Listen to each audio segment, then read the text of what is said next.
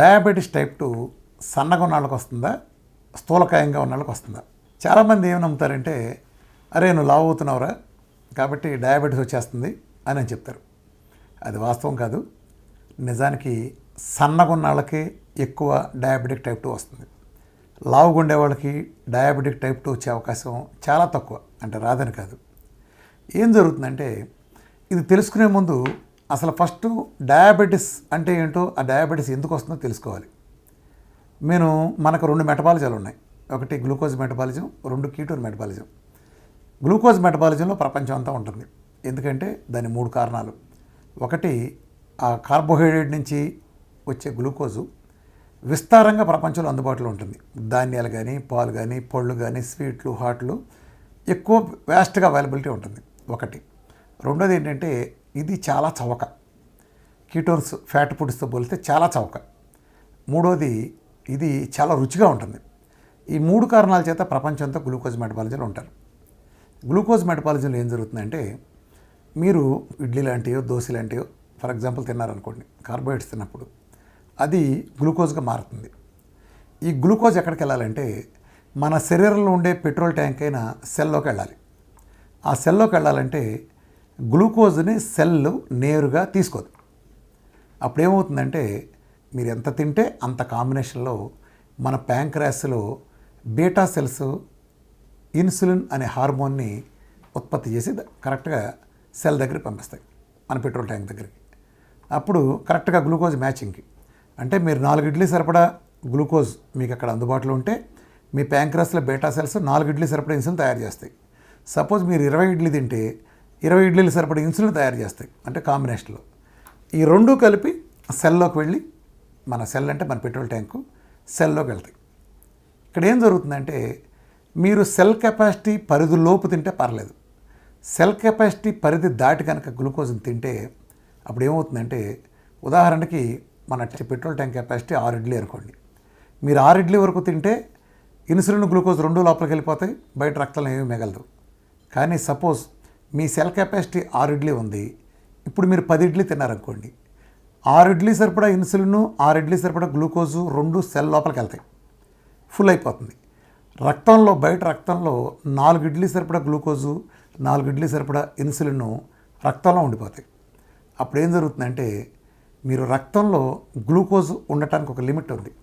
ప్రతి లీటర్ రక్తానికి 1 gram sugar మాత్రమే రక్తంలో ఉండడానికి అలౌడ్ ఉంది. కాబట్టి ఆ పక్కన ఆ గ్లూకోజ్ డిస్పోజ్ అవ్వాలి, ఎక్సెస్ ఉన్నది రక్తంలో ఉండడానికి వీల్లేదు. ఎవరు చేయాలి? ఇన్సులిన్ చేస్తుంది. Insulin it is a fat storing hormone, mother of fat. కాబట్టి లివర్ని ఆదేశించి ఆ 4 ఇడ్లీల ఎక్సెస్ గ్లూకోజ్ని ట్రైగ్లిజరైడ్స్ అనే ఫ్యాట్ కింద మార్చి దాయమని చెప్తుంది. కేవలం ఇన్సులిన్ చెప్తేనే లివర్ ఆ పనిచేస్తుంది. అప్పుడు లివరు మీ ఎక్సెస్ గ్లూకోజ్ని ట్రైగ్లిజరైడ్స్ అనే ఫ్యాట్ కింద మార్చి దాస్తుంది. ఎక్కడ దాస్తుందంటే, మన ఒంట్లో ఫ్యాట్ స్టోరేజ్ పాయింట్స్ ఉంటాయి, ఫ్యాట్ టిష్యూల్లో దాస్తుంది. సెల్కి ఏ రకంగా కెపాసిటీ ఉంది పెట్రోల్ ట్యాంక్కి, మనకి ఫ్యాట్ టిష్యూలకు కూడా ఒక రకంగా, మన భాషలో చెప్పాలంటే ఫ్యాట్ సంచులకు కూడా ఒక కెపాసిటీ ఉంటుంది. ఉదాహరణకి ఒక అతనికి ఫ్యాట్ సంచి కెపాసిటీ 10 కిలోలు అనుకోండి, రెండో అతనికి 20 కిలోలు అనుకోండి, నా పోటీ పెద్ద ఫ్రేమ్కి ఒక 50 కిలోలు అనుకోండి. మేము ముగ్గురం ఒకే రోజు డైట్ స్టార్ట్ చేసాం. మేము ముగ్గురం ఒకే రోజు ఎక్సెస్ తినడం మొదలుపెట్టాం. రోజు ఒక 100 గ్రాములు 150 గ్రాములు మాకు ఫ్యాట్లోకి కన్వర్ట్ అవుతుంది. ఇట్లా ఒక 4 ఏళ్ళు 5 ఏళ్ళు అయిన తర్వాత ముగ్గురం 10 కిలోల బరువు పూర్తయింది. ఇప్పుడు నేను మొదట చెప్పిన అతను, ఆ 10 కిలోలు పూర్తయిన అతను ఈరోజు మళ్ళీ ఎక్సెస్ తిన్నాం. తినగానే మన ఇన్సులిన్ లివర్ని ఆదేశిస్తుంది, నువ్వు ఎక్సెస్ తిన్న గ్లూకోజ్ని ఫ్యాట్ కింద మార్చమని. కానీ ఆ 10 కిలోల సంచి ఆల్రెడీ నిండిపోయింది. కాబట్టి లివర్ ఏం చేయలేక చేతులు ఎత్తేస్తుంది. ఆ చేతులు ఎత్తేసినప్పుడు ఆ గ్లూకోజ్ ఎక్కడ మిగులుతుందంటే మీ బ్లడ్లో ఉంటుంది. ఏమీ చేయలేక బ్లడ్లో ఉండిపోతుంది. ఆ ఎక్సెస్ గ్లూకోజ్నే మనం డయాబెటీస్ టైప్ 2 అంటాం. డయాబెటీస్ టైప్ 2 ఏం జరుగుతుందంటే, రక్తంలో ఉన్న గ్లూకోజ్తో పాటుగా దాంతో ఈక్వల్గా ఇన్సులిన్ కూడా ఉంటుంది, గమనించండి. అట్లానే ప్యాంక్రియాస్ కూడా అద్భుతంగా పనిచేస్తుంది. మరి ఇతను ఆ రోజుతో డయాబెటిక్ అయ్యాడు. రెండో అతను 20 కిలోల సంచి అతను, ఇప్పుడు నేను ఉన్నాం. అతనికి ఇంకా 10 కిలోలు నిండిపోయింది, ఇంకో 10 కిలోలు అతనికి ఉంది, నాకు 10 కిలోలు నిండిపోయింది, ఇంకా 40 కిలోలు నా ఫ్యాట్ సంచి ఉంది. ఇది మా పుట్టుక తీరుతో వచ్చేది ఈ ఫ్యాట్ సంచి అనుకోండి. ఇంకా 40 కిలోలు ఉంది. ఇంకో 4-5 ఏళ్ళు అయ్యేసరికి ఆ రెండో అతనికి నేను ఇద్దరం 20 కిలోలు బరువు పెరిగాం. అంటే అతని ఫ్యాట్ టిష్యూ నిండిపోయింది. ఇప్పుడు అతను డయాబెటీస్ అవుతాడు. ఇప్పుడు అతని లివర్ ఏం చేయలేక అతనికి 20 కిలోల సంచి అతని కెపాసిటీ నిండిపోయింది కాబట్టి అది చేతులు ఎత్తేసినప్పుడు అతని బ్లడ్లో షుగర్ మిగిలిపోతుంది కదా, అదే డయాబెటిక్ టైప్ 2. మొదట అతను వచ్చిన 4 ఏళ్లకి ఇతను డయాబెటిక్ అయ్యాడు. కానీ నేను అవ్వట్లేదు. ఎందుకని? నాకు ఇంకా 30 కిలోలు నిండాలి. గుర్తుపెట్టుకోండి, నా సంచి నిండుతున్నంత వరకు నేను డయాబెటిక్ కాను. అందుకే గుర్తుపెట్టుకోండి, ఎవరైతే పెద్ద పుటకతో పెద్ద ఫ్రేములతో భారీగా ఉంటారో లావుగా, ఉదాహరణకు సుమో రెజ్లర్ లాంటి వాళ్ళు, వాళ్ళ జీవితకాలంలో వాళ్ళు డయాబెటీస్ రాదు. ఈ డయాబెటీస్ వచ్చే వాళ్ళందరూ ఎక్కువ సఫర్ అయ్యే వాళ్ళు ఎవరంటే ఈ సన్న పుటక ఉంటారు చూసారా, ఎక్కువ వీళ్ళకి తొందరగా అటాక్ అవుతుంది. ఎందుకంటే వీళ్ళ ఫ్యాట్ సంచి కెపాసిటీ ఎక్కువ ఉండదు కాబట్టి వీళ్ళు త్వరగా అది ఫ్యాట్ సంచి నిండిపోయిన తర్వాత డయాబెటిక్గా మారుతుంది. నిజం చెప్పాలంటే డయాబెటీస్కి అది ప్రాబ్లం. మా 3 ఉదాహరణలు చెప్పినప్పుడు ఒకటో వ్యక్తి, రెండో వ్యక్తి నా ఉదాహరణ చెప్తే మీరు 1, 2, 3 ఒకళ్ళ తర్వాత ఒకళ్ళు మీరు డయాబెటీస్ తీసుకున్నారనుకున్నారు. కానీ అది వాస్తవం కాదు. మా అసలు జబ్బు ముగ్గురికి ఒకే రోజు బిగినైంది. అది ఏ రోజు అంటే, మేము ఏ రోజైతే మొదటి రోజు ఎక్సెస్ సెల్ కెపాసిటీ దాటి ఎక్సెస్ తింటే అది ట్రైగ్లిజరైడ్స్ కింద కన్వర్ట్ అయ్యి లివరు మీరు ఫ్యాట్ టిష్యూలో దాచిందో ఆ రోజున మాకు అసలు జబ్బు బిగినైంది. ఆ జబ్బు పేరు ఇన్సులిన్ రెసిస్టెన్స్. జస్ట్ ఆ జబ్బు ముగ్గురికి డే 1 నుంచి ఉంది. కాకతాళీయంగా ఒక 5 సంవత్సరాల తర్వాత మొదటి వాళ్ళకి ఫ్యాట్ సంచి నిండిపోవడం చేత షుగర్ అనే లక్షణం బయటపడింది. కానీ అతను ఒకటే, మేము ఒకటే. ఇంకో 5 ఏళ్ళకి రెండో అతను బయటపడింది. నాకు ఇంకా టైం ఉంది. ఇప్పుడు నాకు డయాబెటిక్ లేదనుకుంటే పొరపాటు. నాకు ఇన్సులిన్ రెసిస్టెన్స్ ఉంది, మిగిలిన ఇద్దరు కూడా ఇన్సులిన్ రెసిస్టెన్స్ ఉంది. బేసికల్గా మన శత్రువు ఇన్సులిన్ రెసిస్టెన్స్. గుర్తుపెట్టుకోండి. నేను ఎప్పుడైతే మన డైట్తో ఆ బరువు తగ్గుతారో, అంటే నేను ఆ ఫ్యాట్ టిష్యూలు ఉండే ట్రైగ్లిజరైడ్స్ని ఒక సిస్టమేటిక్ ప్రోగ్రామ్ ద్వారా ఖాళీ చేస్తాను, తిరిగి మళ్ళీ ఆ ఫ్యాట్ సంచి కెపాసిటీ నిండేంత వరకు మీరు డయాబెటిక్ కింద మారరు. అంటే నేను మిమ్మల్ని డయాబెటిక్ తగ్గి ముందు రోజు తీసుకెళ్తాను. మీరు ఎప్పుడైనా సరే మీ సెల్కు కెపాసిటీ ఉంటే, ఉదాహరణకు 6 ఇడ్లీ కెపాసిటీ ఉంటే 6 ఇడ్లీ వరకే మీరు తిన్నంతకాలం మీ జీవితకాలంలో మీకు డయాబెటీస్ రాదు. ఎక్సెస్ తినటం కారణంగానే, అంటే జీవనశైలిలో కేవలం వాళ్ళ మనం రుచి కోసం లేదా మొహమాటాల కోసం లేదా తినని బలవంతం చేస్తే ఇలాంటి తింటున్నాం కాబట్టి డయాబెటీస్ వస్తుంది.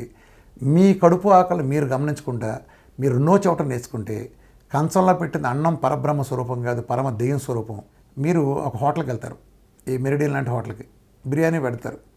మీ సెల్ కెపాసిటీ ఇంత తింటే సరిపోతుంది. కానీ వాడు ఇంత ఇస్తాడు, 500-600 బిల్లు ఛార్జ్ చేస్తాడు. చాలా రుచిగా ఉంటుంది. మీరేం చేస్తారు? తినటం మొదలు పెడతారు.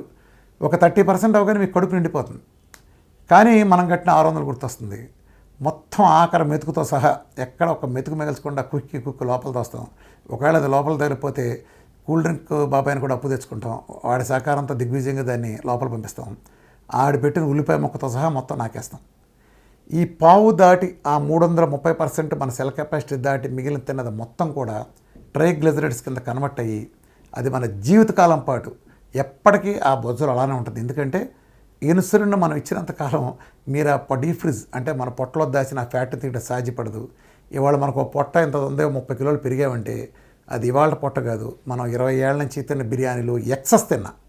మీరు పద్ధతిగా బిర్యానీ తింటే మీ కెపాసిటీ తిని అక్కడతో లేచి వచ్చేస్తే మీ జీవితంలో మీకు ఒబెసిటీ రాదు, మీరు డయాబెటీస్ రాదు. ఇది జస్ట్ జీవనశైలి వ్యాధికి సంబంధించింది. మన స్వభావాన్ని మార్చుకుంటాం లేదా మెటబాలిజం మార్చి సరి చేసుకుని తర్వాత గ్లూకోజ్ తిన్నప్పటికీ కూడా అదుపులో ఉంచుకునే మార్గం ద్వారా మనం బయటపడగలం తప్ప, అలానే ఇన్సులిన్ సెన్సిటివిటీని సాధించి మనం ఈ రోగం నుంచి శాశ్వతంగా బయటపడగలం. ఇదంతా కేవలం ఆహార విధానాన్ని మార్చుకోవడం ద్వారా మాత్రమే సాధ్యపడుతుంది తప్ప, ఈ ప్రపంచంలో ఎవరైనా దీనికి మందులు ఇస్తారంటే వాళ్ళంత మాయగాళ్ళు, మోసగాళ్ళు ప్రపంచ చరిత్ర లేరు. అందుకే నేను ఇప్పుడే చెప్తాను, ఎవరైనా డయాబెటిక్కి మందులతో తగ్గిస్తామని చెప్తే, మందులు రాస్తే, ఇన్సులిన్ అయినా ట్యాబ్లెట్ అయినా టైప్ 2 డయాబెటీస్కి వాళ్ళని 14 సంవత్సరాలు బెయిల్ ఇవ్వకుండా జైల్లో పెట్టాలి. ఇది నేను ఎప్పుడు చెప్తాను. ఎందుకంటే అది ప్రోటోకాల్కి వ్యతిరేకం. వాళ్ళకున్న ప్రాబ్లమే హై ఇన్సులిన్ అయితే వాళ్ళు ఎక్స్ట్రా ఇన్సులిన్ ఇస్తున్నారంటే, గుర్తుపెట్టుకోండి, ఈ ప్రపంచంలో డయాబెటిక్ టైప్ 2 లేదా టైప్ 1 తగ్గడానికి అద్భుతమైన simplest procedure, most scientific procedure, 100కి 100%, 1000కి 1000%తో ఉన్న ఒకే ఒక్క డైట్ వీఆర్కే డైట్. మిగిలిన ఏవీ పనిచేయవు, ఏది పనిచేయదు. డయాబెటీస్ తగ్గాలంటే ఒకే ఒక్క మార్గం మన డైట్. ఖచ్చితంగా జరిగి తీరుతుంది. 1 కోటి మంది చేస్తే 1 కోటి మంది కూడా తగ్గి తీరాల్సిందే. డయాబెటీస్ అనేది సన్నగుణాలకే వస్తుంది. గుర్తుపెట్టుకో.